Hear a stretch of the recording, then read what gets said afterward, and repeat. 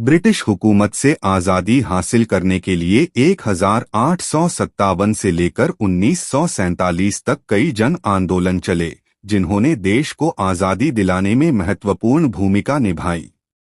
आइए हम जानते हैं ऐसे ही 11 प्रमुख घटनाओं का इतिहास।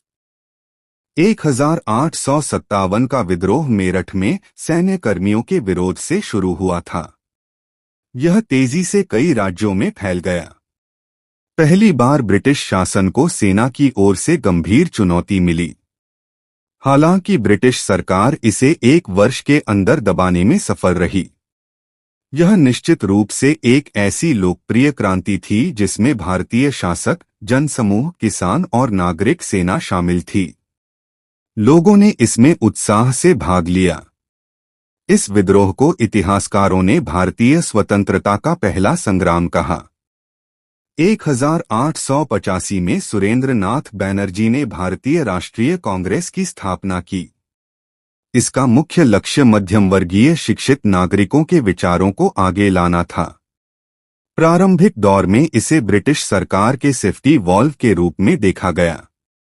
1906 में कलकत्ता में कांग्रेस के अधिवेशन में स्वराज प्राप्ति की घोषणा की गई।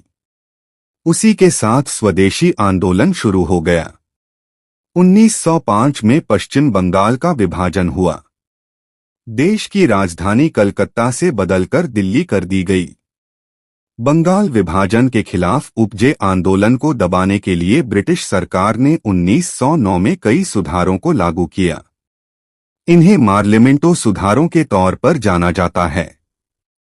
इसका लक्ष्य विकास करने की जगह हिंदू और मुस्लिमों में मतभेद पैदा करना था। मोहनदास करमचंद गांधी 1915 में दक्षिण अफ्रीका अपने जमे जमाए बैरिस्टरी के करियर को त्याग अपने देश वापस आ गए। जब मोहनदास मुंबई की अपोलो बंदरगाह पर उतरे तो न वो महात्मा थे और न ही बापू।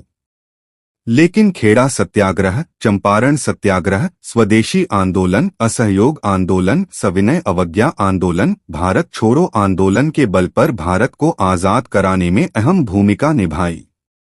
यही कारण है कि पहले तो वो गांधी के नाम से प्रसिद्ध हुए और बाद में अपने मूल नाम से ज्यादा राष्ट्रपिता या महात्मा गांधी के नाम से जाने गए। स्वतंत्रता आंदोलन के दौर में जहां एक ओर सुधारवादी और क्रांतिकारी योजनाएं बनाई जा रही थीं, वहीं 13 अप्रैल 1919 को पंजाब में जलियांवाला बाग नरसंहार हुआ। उस दिन यहां पर लोग बैसाखी मनाने के लिए लोग इकट्ठे हुए थे। यह नरसंहार आज तक के सबसे बड़े नरसंहार में से एक है। हाल ही में जलियांवाला बाग नरसंहार के 100 साल पूरे हुए हैं। शांतिपूर्ण ढंग से विरोध करने आए लोगों के लिए वो दिन खूनी रविवार बन गया था। इस नरसंहार के विरोध में रवींद्रनाथ टैगोर ने ब्रिटिश सरकार की मिली नाइटहुड उपाधि को त्याग दिया था। सितंबर 1920 से फरवरी 1922 के बीच महात्मा गांधी तथा भारतीय राष्ट्रीय कांग्रेस के नेतृत्व में असहयोग आंदोलन चलाया गया। इससे भारतीय स्वतंत्रता आंदोलन को एक नई दिशा मिली। जलियांवाला बाग नरसंहार सहित अनेक घटनाओं के बाद गांधी जी ने अनुभव किया कि ब्रिटिश हाथों से एक उचित न्याय मिलने की कोई संभावना नहीं है, इसलिए उन्होंने ब्रिटिश सरकार से राष्ट्र के सहयोग को वापस लेने की योजना बनाई और यह आंदोलन चलाया गया। यह आंदोलन काफी सफल रहा और इसका दूरगामी असर पड़ा। अंग्रेजी हुकूमत की जंजीरों को तोड़ने की भारत की कोशिशों में खिलाफत आंदोलन महत्वपूर्ण आंदोलनों में से एक था। मौलाना मुहम्मद अली और मौलाना शौकत अली के नेतृत्व में खिलाफत आंदोलन दक्षिण एशिया तक फैल गया। भारत में खिलाफत आंदोलन वर्ष 1915 से 1924 तक चला। इस विरोध की खासियत ये थी कि इसमें तत्कालीन ब्रिटिश भारत के मुस्लिम समुदाय ने उपनिवेशवादियों के खिलाफ राष्ट्रीय स्तर पर एकजुट होकर आंदोलन किया। भारतीय राष्ट्रीय कांग्रेस की देखरेख में हिंदुओं और मुसलमानों ने एकजुट होकर ब्रिटिश राज का विरोध किया। इस आंदोलन को उस समय और मजबूती मिल गई जब महात्मा गांधी ने उपनिवेशवाद के खिलाफ असहयोग आंदोलन को खिलाफत आंदोलन के साथ जोड़ दिया। इस तरह हिंदू मुस्लिम एक होकर उपनिवेशवादियों के खिलाफ मजबूती से खड़े हो गए। ब्रिटिश साम्राज्यवाद के विरुद्ध भारतीय राष्ट्रीय कांग्रेस द्वारा चलाए प्रमुख जन आंदोलन में से एक था सविनय अवज्ञा आंदोलन। 1929 तक भारत को ब्रिटेन के इरादे पर शक होने लगा था कि अंग्रेज औपनिवेशिक स्वराज्य प्रदान करने की अपनी घोषणा पर अमल करेगा कि नहीं। भारतीय राष्ट्रीय कांग्रेस ने लाहौर अधिवेशन 1929 में घोषणा कर दी थी कि उसका लक्ष्य भारत के लिए पूर्ण स्वाधीनता प्राप्त करना है। महात्मा गांधी ने अपनी इस मांग पर जोर देने के लिए 6 अप्रैल 1930 को सविनय अवज्ञा आंदोलन छेड़ा। इसका मकसद सरकार के साथ पूर्ण असहयोग कर ब्रिटिश सरकार को झुकाना था। निरंकुश और भेदभावपूर्ण शासन के खिलाफ मानवता, भाईचारा, आपसी प्रेम और सर्वहारा का शासन स्थापित करने के मकसद से 8 अप्रैल 1929 को भगत सिंह और बटुकेश्वर दत्त ने केंद्रीय असेंबली में बम फेंका था। बम फेंकने के बाद उन्होंने गिरफ्तारी दी। बाद में उनके खिलाफ मुकदमा चला।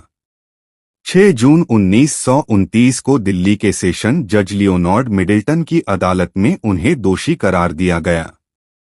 अगस्त 1942 में गांधी जी ने भारत छोड़ो आंदोलन की शुरुआत की तथा भारत छोड़कर जाने के लिए अंग्रेजों को मजबूर करने के लिए एक सामूहिक नागरिक अवज्ञा आंदोलन करो या मरो आरंभ करने का निर्णय लिया।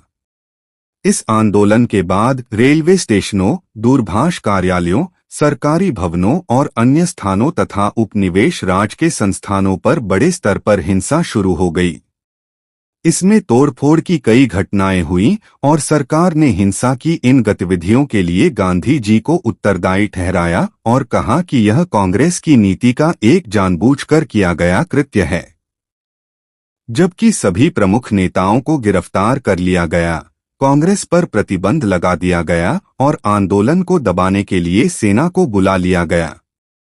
सुभाष चंद्र बोस के नेतृत्व में 21 अक्टूबर 1943 को आजाद हिंद सरकार का गठन हुआ था।